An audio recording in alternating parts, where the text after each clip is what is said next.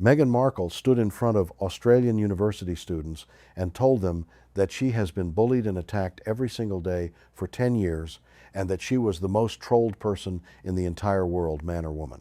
For now 10 years, every day for 10 years, I have been bullied and attacked, and I was the most trolled person in the entire world, man or woman. And I'm still here.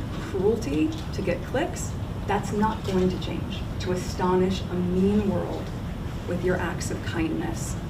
Those were her words, delivered with carefully managed emotion, tears forming precisely on cue, a quote from a bag read out as though it were wisdom earned through genuine suffering.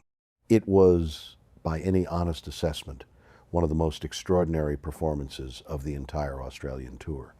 And the tour has had some competition in that regard. They're both lying to the Australian people and the world. That is the only conclusion after the wrap-up of the "we're victims, we're under pressure, the royal family treated us terribly, and by the way, we're not in charge of the biggest gang of internet trolls in the world." Let me deal with the substance of the claim first, because it deserves to be examined directly rather than simply accepted or dismissed. Has Meghan Markle faced significant online hostility? Yes, without question. Has she been subjected to racist abuse?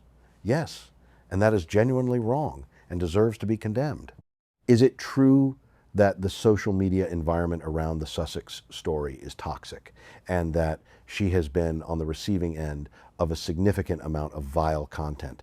All of that is true, but the most trolled person in the entire world, man or woman, for 10 years, that is a claim that cannot survive contact with reality.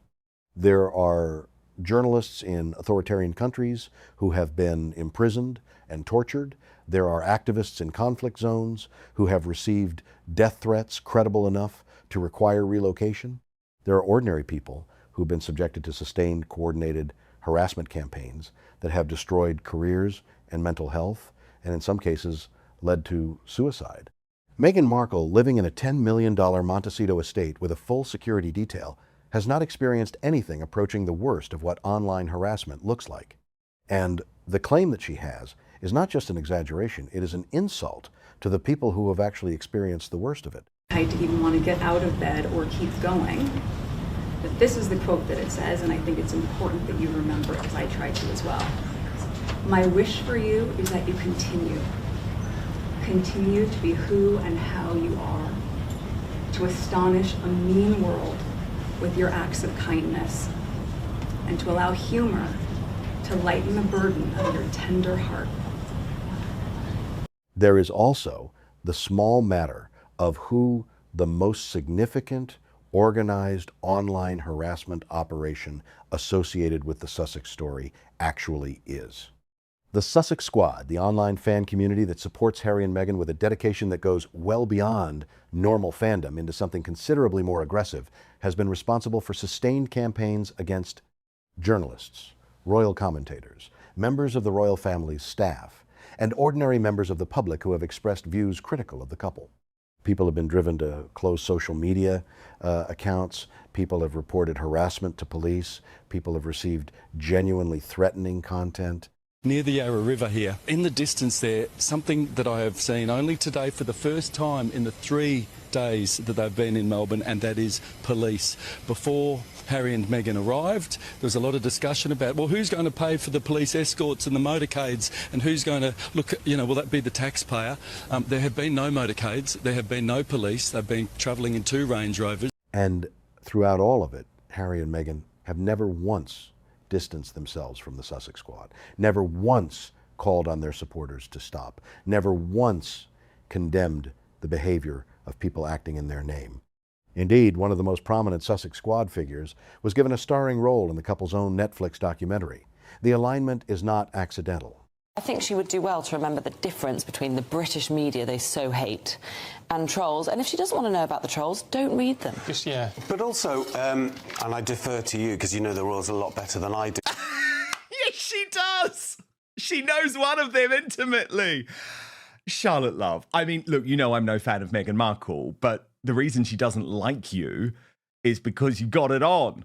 So when Meghan stands at an Australian university and presents herself as the victim of online bullying, while having never taken any meaningful action against the organized harassment operation that runs in her support, the hypocrisy is not subtle.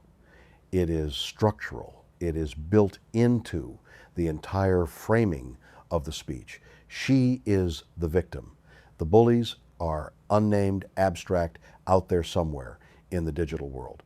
The possibility that the most significant organized trolling operation associated with her name is one that operates on her behalf is not a consideration she is willing to bring to the surface. And that really changed my perspective. The Duke told those present in the Centrepiece conference venue that there was a lot in the world right now leaving us feeling anxious, stressed, helpless, powerless, and completely overwhelmed. He said, when I was invited to speak at the summit, I wasn't sure whether I was expected to speak as someone who, despite everything, has their shit together. You don't, buddy. Or as someone who, despite what it may look like, actually doesn't have his shit together. Okay, fine, an acknowledgement. Then there is Harry's speech at the InterEdge Summit, the conference that barely sold 300 tickets at nearly 2,000 Australian dollars each, for which he is receiving $50,000.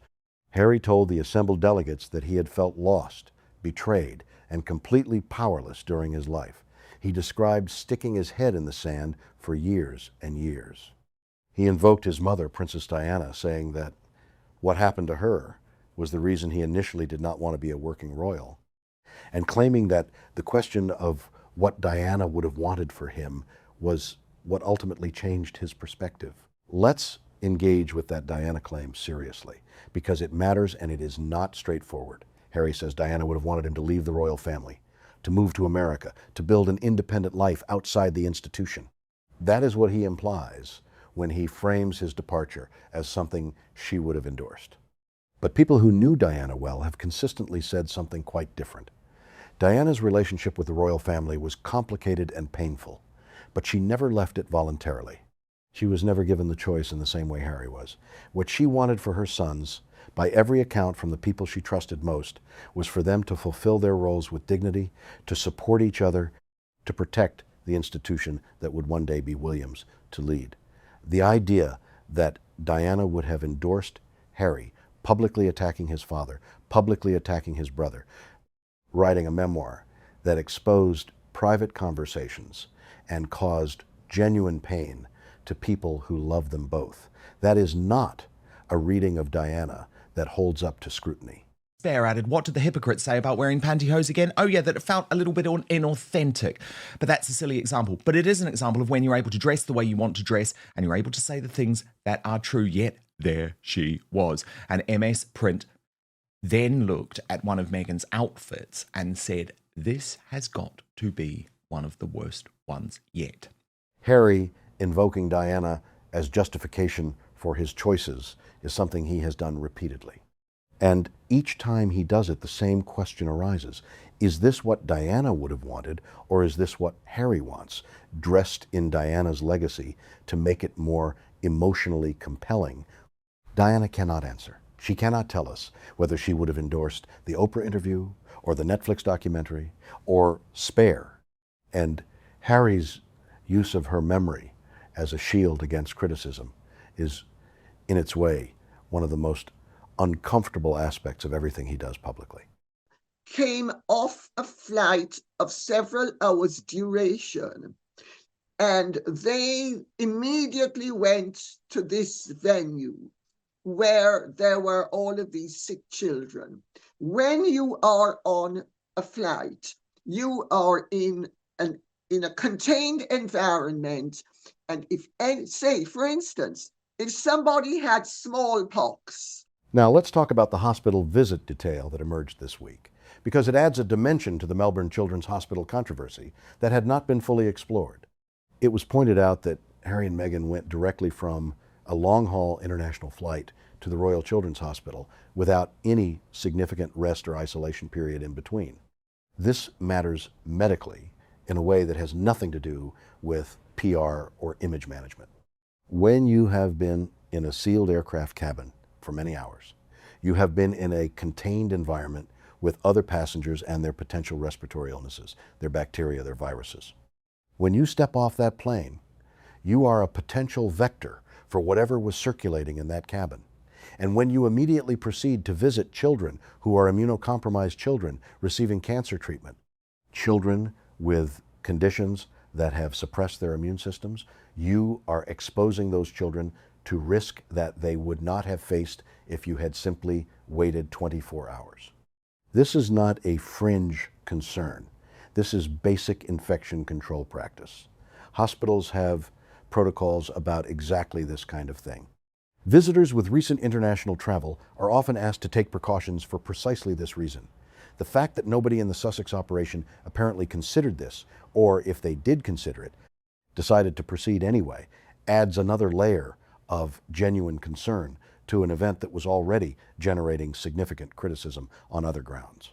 Well, yes, but you know, Dan, not only is it a cynical exploitation in absolute defiance of the Lord Chancellor's regulations, the Lord Chamberlain's regulations, as to what a royal can and can't do commercially.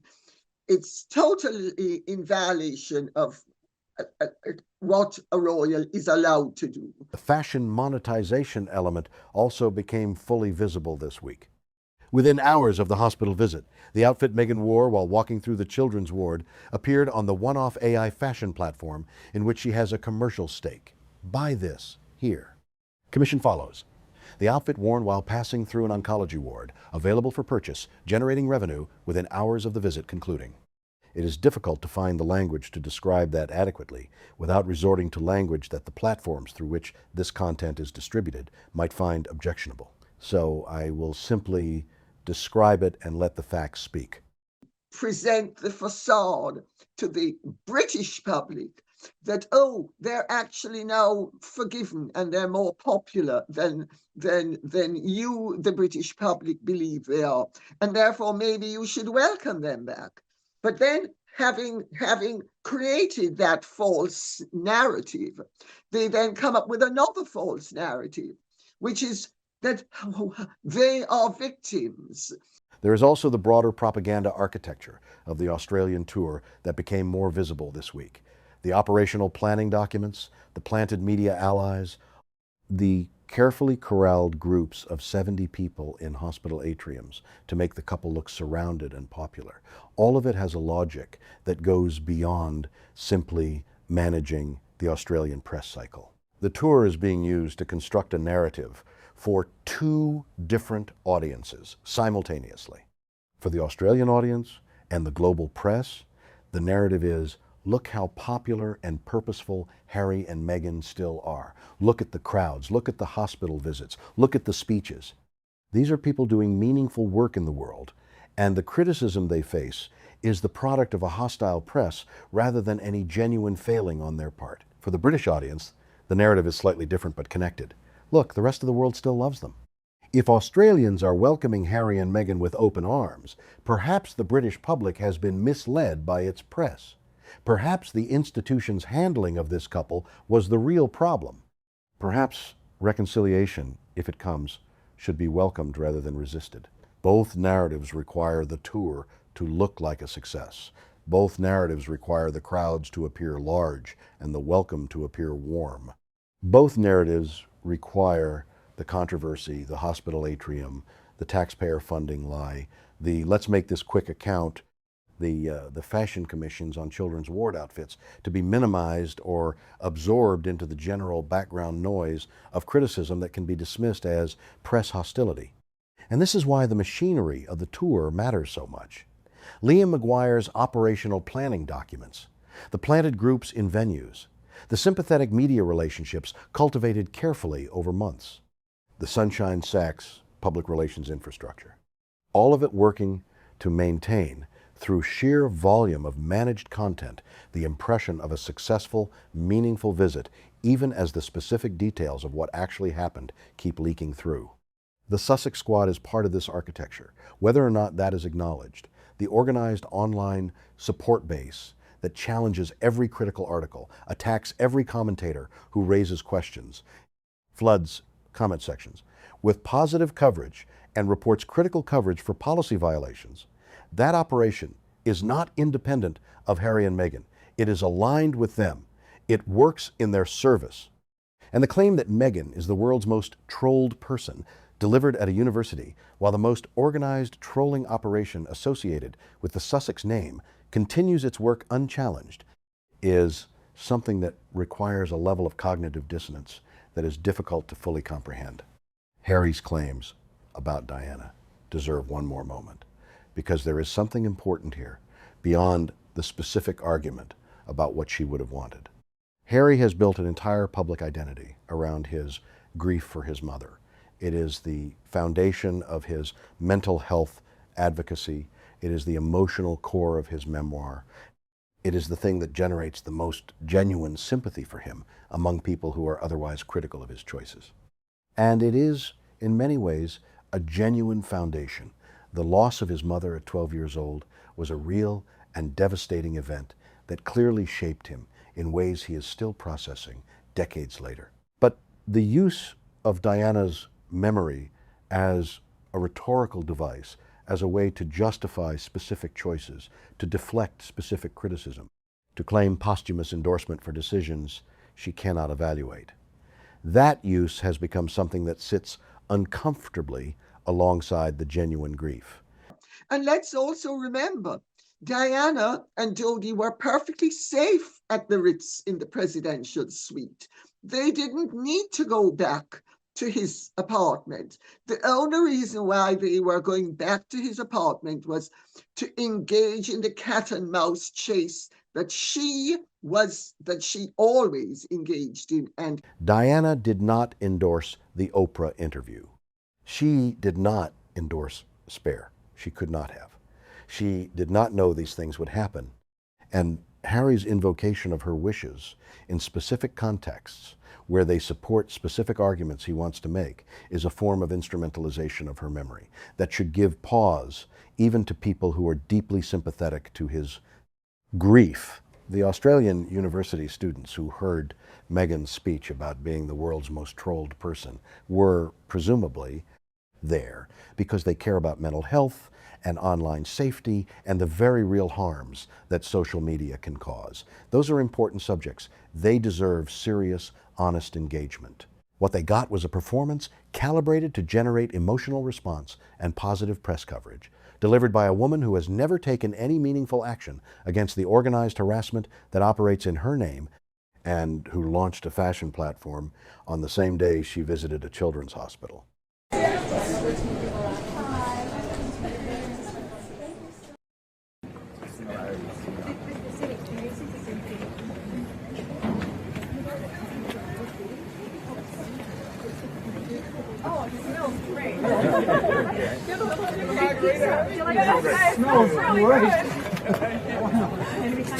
Yeah, thank you. So happy to be here. Stay in touch, really important you let us know. The quote from the bag, read out with careful emotion about astonishing a mean world with acts of kindness and lightening the burden of a tender heart, is genuinely beautiful language. Taken out of context, stripped of everything surrounding it, it is the kind of thing that resonates because it is true. The world is mean. Kindness does matter. Humor does help. But in context, delivered by Meghan Markle at an Australian university on day 3 of a tour that has produced taxpayer funding lies and hospital atrium stunts and fashion commissions on oncology ward outfits, it lands differently. It lands as the final piece of a carefully constructed performance. And the performance, whatever its emotional texture, is in service of something that has nothing to do with astonishing anyone with kindness. It is in service of a commercial and reputational strategy that is growing more desperate and more visible with every stop on this tour. The tender heart, if it exists, is not on display in the operational planning documents, or the Getty image deletion requests, or the 4 words spoken before entering the children's ward. It is in the gap between what is said and what is done. And that gap on this tour has been very wide indeed. Let me widen the lens further, because this tour has produced enough material that some of the individual threads deserve more careful examination than the day-to-day coverage has provided. Start with the victimhood claim, because it is the central thread running through everything Harry and Meghan have done in Australia. Meghan at the university saying she is the world's most trolled person. Harry at the conference saying he felt lost and betrayed and powerless. Both of them, at every available opportunity, positioning themselves as people who have suffered enormously and who are still here, still fighting, still somehow triumphant despite everything that has been done to them. The victimhood narrative has been the Sussex brand's most durable commercial asset.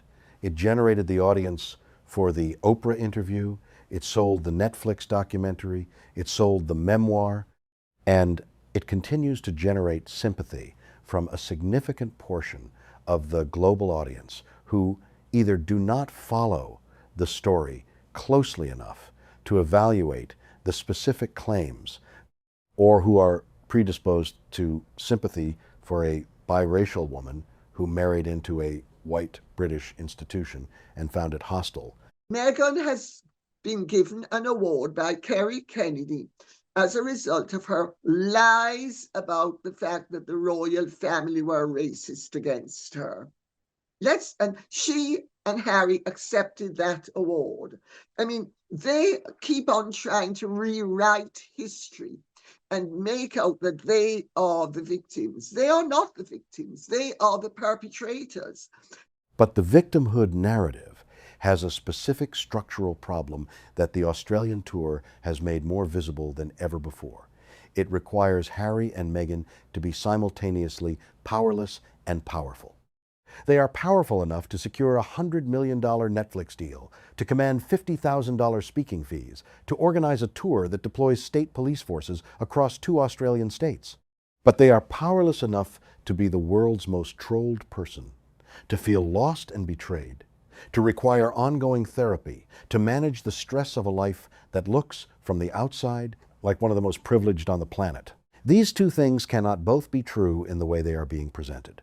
You are either someone who has been so damaged by persecution that you need to speak at universities about survival and resilience, or you are someone who commands resources and influence and commercial access significant enough to constitute a position of genuine power.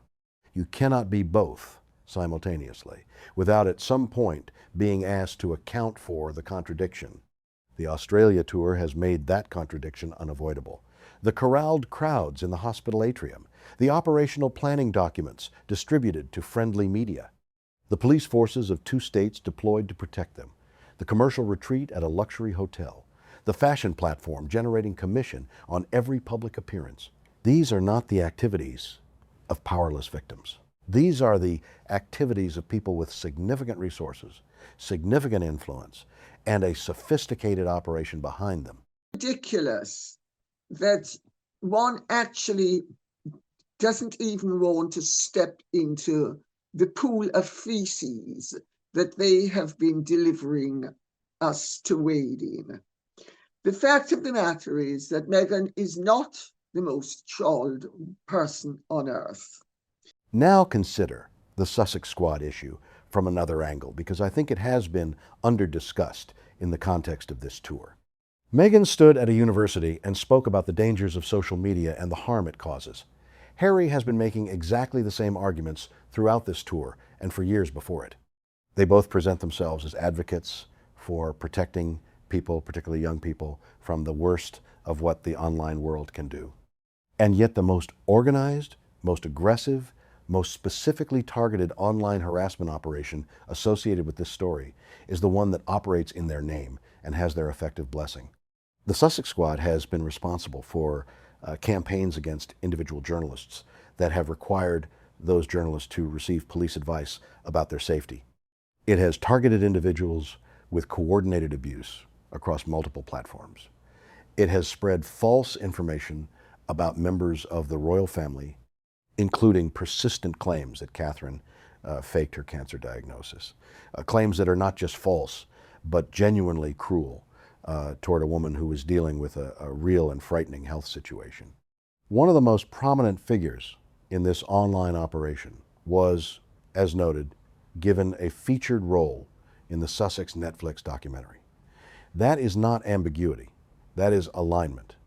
And the fact that Harry and Meghan can stand at mental health events and universities and conferences talking about the harms of online abuse while never once addressing the abuse that operates in their own name is a form of dishonesty that sits at the heart of their public advocacy. You cannot be the world's leading voice against online cruelty if the most organized cruelty operation associated with your name continues to operate with your tacit approval. I hear what you're saying. Lady C, one of the grossest, grimmest things I think I've ever seen with this couple was the stunt at the Royal Melbourne Children's Hospital. But it actually just gets worse, Lady C, because not only did they drag these children down, force them to take off their masks, use them for this massive stunt. Now, let's address the Diana invocation one more time from a slightly different angle. Harry's claim that his mother's death was what made him not want the royal role, and that what she would have wanted for him ultimately changed his perspective and led him to leave this narrative, has a specific purpose beyond the immediate emotional content.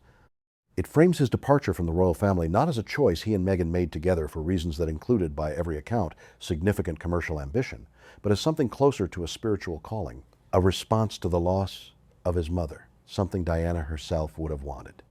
This framing is designed to be almost impossible to argue against without appearing callous. Any critic who points out that Diana would probably not have endorsed Spare or the Oprah interview or the Netflix documentary risks being accused of disrespecting her memory or dismissing Harry's grief. It is a rhetorical move that uses the most sympathetic possible element of Harry's biography as a shield against scrutiny of his choices. But the choices he made are real and they are his. Diana did not make them. And whatever she might have wanted for him in the abstract, for him to be happy, for him to be free of pain, for him to be loved, there is no honest basis for the claim that she would have specifically endorsed the way he has conducted himself over the past 5 years. The interviews, the memoir, the specific public claims about racism in the royal family, the specific public conflicts with his brother, the specific commercial arrangements that have monetized every private experience he ever had with the institution she was part of and the family she loved. Harry's grief for Diana is real, but the use of that grief as a commercial and rhetorical tool is something separate from the grief itself. And the capacity to make that distinction between the genuine human experience and its strategic deployment is important for understanding what has been happening in Australia this week. There is one more element worth addressing: what all of this means for any future relationship between Harry and the British royal family.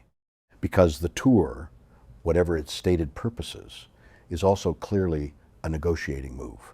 It is designed to demonstrate relevance. It is designed to show the British public and the British institution that Harry and Meghan still matter, that there is an audience for them, that a return of some kind would generate positive coverage and warm response. The problem is that the specific things that happened during this tour have made any genuine reconciliation harder rather than easier. The speech about evolving past his father's parenting, delivered while Charles is battling cancer. The Diana invocations. The continued victimhood narrative. The fashion commissions on children's ward outfits. None of these things are the actions of someone who is genuinely seeking to close the distance between himself and his family. They are the actions of someone who is managing an image, generating content, and keeping all options open, including the option of continued attack while maintaining the surface vocabulary of potential reconciliation. The royal family, watching all of this from Britain, is not under any illusion about what the tour represents. And Charles, who by all accounts has been consistently willing to try to find a path back for Harry while being consistently disappointed in the results, will draw his own conclusions from what his son said in Melbourne. Not publicly. He will say nothing publicly, because he is who he is, and the institution he leads requires him to maintain a dignity and a reserve that the son he is watching has long since abandoned. That is, in the end, the most human element of all of this. A father who is ill, a son who is in Melbourne talking about evolving past his father's parenting. A tour that generates coverage but not connection. A performance that generates emotion but not truth. And somewhere in between all of that performance, somewhere underneath all the operational planning documents and the corralled crowds and the fashion platform commissions and the carefully timed tiers, two people who made choices they cannot take back, living inside those choices and trying very hard to make them look like something other than what they are. The bag with the quote on it is real, presumably. The wish for the students that they continue to be who they are, that they astonish a mean world with acts of kindness is real in some sense too. But the performance in which those things were embedded on day 3 of the tour, that has also given us, let's make this quick, and fashion commissions on oncology, ward outfits, and a taxpayer funding lie exposed within days of being told that performance has made it very hard to receive any of it as genuine. And that difficulty, that inability to separate the authentic from the performed is the most damaging thing the Australian tour has produced. Not for the royals, it was partly designed to embarrass, but for Harry and Meghan themselves.